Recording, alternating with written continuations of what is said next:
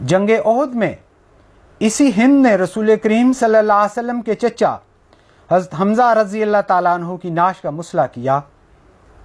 उसने उनके नाक, कान और दीगर अज़ा काट कर लाश का हुलिया बिगाड़ दिया और उनका कलेजा निकाल कर चबा लिया।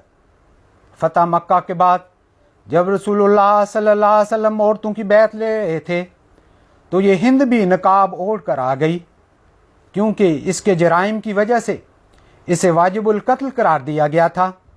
बैत के दौरान इसने बाज़ शराइत के बारे में इस्तिफ़सार किया।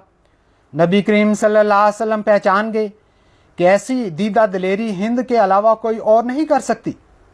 तो आपने पूछा, क्या तुम अबू सुफियान की बीवी हिंद हो? उसने कहा, हाँ या रसूलुल्लाह, अब तो मैं दिल से मुसलमान हो चुकी हूँ। जो पहले गुजर चुका आप इससे दरगुजर फरमाएं। अल्लाह ताला आपके साथ भी ऐसा ही सलूक फरमाएगा। रसूल करीम सल्लल्लाहु अलैहि वसल्लम ने हिंद को माफ़ फरमा दिया और हिंद पर आपके अफ़्व करम का ऐसा असर हुआ कि उसकी काया ही पलट गई। वापस घर जाकर उसने तमाम बुत तोड़ दिए।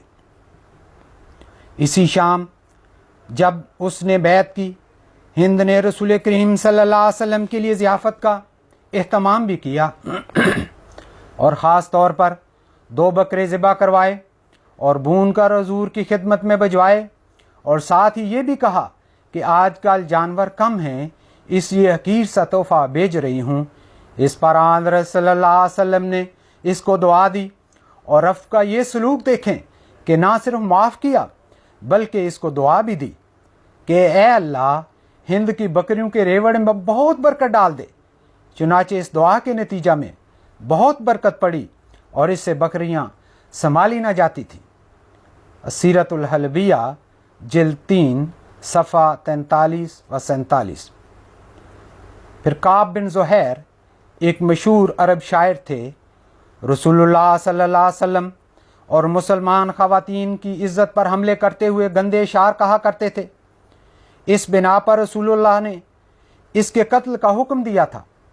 काब के भाई ने उसे लिखा कि मक्का फ़तह हो चुका है, इसलिए तुम आकर रसूलुल्लाह सल्लल्लाहु अलैहि वसल्लम से माफ़ी मांग लो। चुनाचे वो मदीने आकर अपने जानने वालों के पास आकर ठहरा और फजर की नमाज नबी करीम सल्लल्लाहु अलैहि वसल्लम के साथ मस्जिद नबवी में जाकर अदा की और रसूलुल्लाह सल्लल्लाहु अलैहि वसल्लम की खिदमत में अपना तारुफ कराए बगैर ये कहा कि या रसूलुल्लाह, काब बिन ज़ुहैर ताइब होकर आया है और माफ़ी का खासगार है। अगर उसे इजाज़त हो तो उसे आपकी खिदमत में पेश किया जाए। आप उसको शक्ल से नहीं पहचानते थे। आपने फरमाया हाँ, तो वो कहने लगा कि मैं ही काब बिन ज़ुहैर हूँ। ये सुनते ही एक अंसारी, क्योंकि उसके कत्ल का हुक्म था, उसको कत्ल करने के लिए उठे, लेकिन रसूलुल्लाह सल्लल्लाहु अलैहि वसल्लम ने फरमाया नहीं, अब छोड़ दो, ये माफ़ी का खासगार होकर आया है। फिर उसने एक कसीदा हज़रत सल्लल्लाहु अलैहि वसल्लम की खिदमत में पेश किया। रसूलुल्लाह सल्लल्लाहु अलैहि वसल्लम ने खुशनुदी का इजहार फरमाते हुए अपनी चादर इनाम के तौर पर इसके ऊपर डाल दी और इस तरह ये दुश्मन भी मुआफ़ी के साथ साथ इनाम लेकर वापस आया। अस्सीरतुल हलबिया जिल्द 3 सफ़ा 43।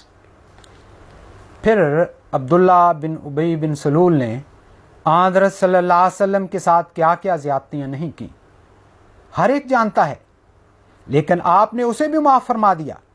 एक रवायत में है कि आपने उसकी तमाम तर गुस्ताखियों और शरारतों के बावजूद उसकी वफ़ात पर उसका जनाजा पढ़ाया। हज़रत उमर रज़ी अल्लाह ताला अन्हो को इस बात का बड़ा गुस्सा था। आप बार बार इसरार किया करते थे कि हुज़ूर इसका जनाजा ना पढ़ाएं और हज़रत उमर रज़ी अल्लाह ताला अन्हो उसकी ज़्यादतियाँ भी आपके सामने पेश किया करते थे, मगर हुज़ूर सल्लल्लाहु अलैहि वसल्लम ने मुस्कराते हुए फरमाया, ए उमर, पीछे हट जाओ, मुझे इख्तियार दिया गया है कि ऐसे लोगों के लिए इस्तिग़फ़ार करो या ना करो बराबर है। 70 मरतबा भी इस्तिग़फ़ार करो तो अल्लाह उनको नहीं बख्शेगा। फिर फरमाया कि अगर मुझे पता हो कि 70 से ज़ायद मरतबा इस्तिग़फ़ार से ये बख्शे जाएंगे तो मैं 70 से ज़ायद बार इस्तिग़फ़ार करूँ। फिर भी आपने اس کا جنازہ پڑھایا اور جنازے کے ساتھ قبر تک تشریف لے گئے۔ بخاری کتاب الجنائز خطبات مسرور جلد 2 صفحہ 146 تا 150۔ پھر آپ کے عفو درگزر کے ذکر میں حضرت خلیفۃ المسیح ثانی رضی اللہ تعالیٰ عنہ فرماتے ہیں، دشمنوں کے ظلم سہنے میں بھی آپ نے ایسا نمونہ دکھایا جو بے نظیر ہے۔ طائف میں تبلیغ کے لیے تشریف لے گئے تو پتھروں کی بوچھاڑ کی وجہ سے سر سے پاؤں تک آپ زخمی ہو گئے، مگر ایسی حالت میں بھی جب اللہ تعالیٰ کا فرشتہ آیا اور اس نے کہا کہ اگر چاہو تو ابھی ان لوگوں کو سزا دے دی جائے، تو آپ نے فرمایا نہیں، یہ لوگ نادانی سے ایسا کر رہے ہیں۔ پھر جب کبھی ضرورت پیش آتی آپ فوراً ان دشمنوں کی امداد کے لیے تیار ہو جاتے جو آپ کی اظہار ثانی پر ہمیشہ کمر بستہ رہتے تھے۔ کوئی نہیں جو آپ کے پاس اپنی حاجت لے کر آیا ہو اور آپ نے اس کی حاجت روائی سے انکار کر دیا ہو۔ وہ شہر جہاں سے رات کے وقت چھپ کر آپ کو بھاگنا پڑا، اس شہر کے شدید ترین معاند جب مغلوب ہونے کے بعد آپ کے سامنے پیش کیے گئے تو آپ نے فرمایا، لا تثریب علیکم اليوم، جاؤ آج تم پر کوئی گرفت نہیں، میں نے تم سب کو معاف کر دیا ہے۔ حالانکہ ان لوگوں میں سے بعض ایسے تھے جنہوں نے آپ کے صحابہ کو اونٹوں سے باندھ باندھ کر چیر ڈالا، بعض ایسے تھے جنہوں نے عورتوں کی شرم گاہوں میں نیزے مار مار کر انہیں شہید کر ڈالا، بعض ایسے تھے جنہوں نے صحابہ کو جلتی ریت پر لٹا لٹا کر انہیں دکھ دیا اور ان کا جینا دوبر کر دیا، مگر آپ نے ان سب کو معاف کر دیا اور اس طرح بتا دیا کہ آپ کے اندر کتنا عدیم المثال عفو پایا جاتا ہے۔ تفسیر کبیر، تفسیر سورہ طٰہٰ صفحہ 399۔ پھر اس بارہ میں حضرت مسیح موعود علیہ السلام فرماتے ہیں، خدا کے مقربوں کو بڑی بڑی گالیاں دی گئی ہیں، خدا کے مقربوں کو بڑی بڑی گالیاں دی گئی ہیں، بہت بری طرح ستایا گیا، مگر ان کو عارض عن الجاہلین کا ہی خطاب ہوا۔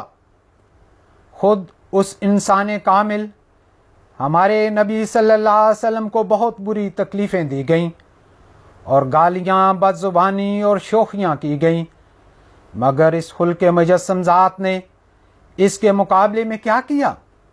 ان کے لیے دعا کی، اور چونکہ اللہ تعالیٰ نے وعدہ کر لیا تھا کہ جاہلوں سے اعراض کرے گا، تو تیری عزت اور جان کو ہم صحیح و سلامت رکھیں گے اور یہ بازاری آدمی اس پر حملہ نہ کر سکیں گے۔